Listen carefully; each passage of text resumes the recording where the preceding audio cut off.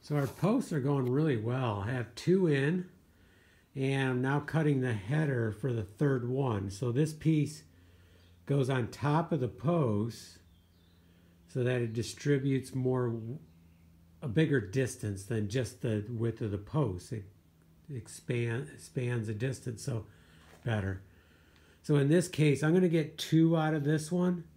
So I'm cutting it at a 45 here, and then I'll cut it at a 45 like right here, and then another one right here, so I get 2 out of this one. And that's what I did with the last one, so I had 2 out of the other one and 2 out of this one, 4 total.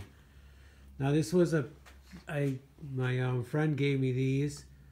He had used them as temporary for loading some stuff, and they were kind of warped, you know, some warp to them. They're nice and wide, they're nice and thick. And he just wanted to know if I had a use for them, and I said, yes, I think I do.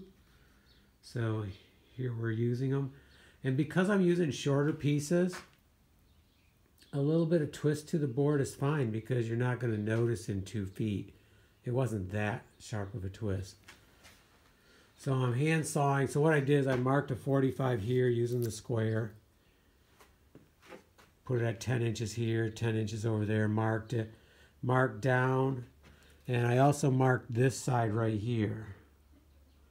So I can monitor how am I doing. Now if my saw seems to be veering off, then I need to go and kind of come in it from the other side because I don't want to just keep going off, and then I'm way off at the end.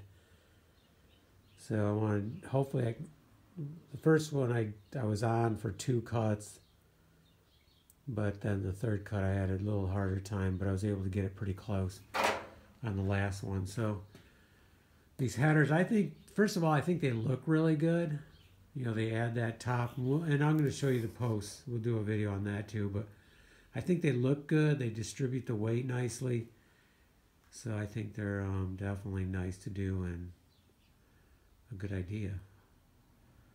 Okay, let's get hand sawing. Good exercise too here. Oh, and this is hemlock.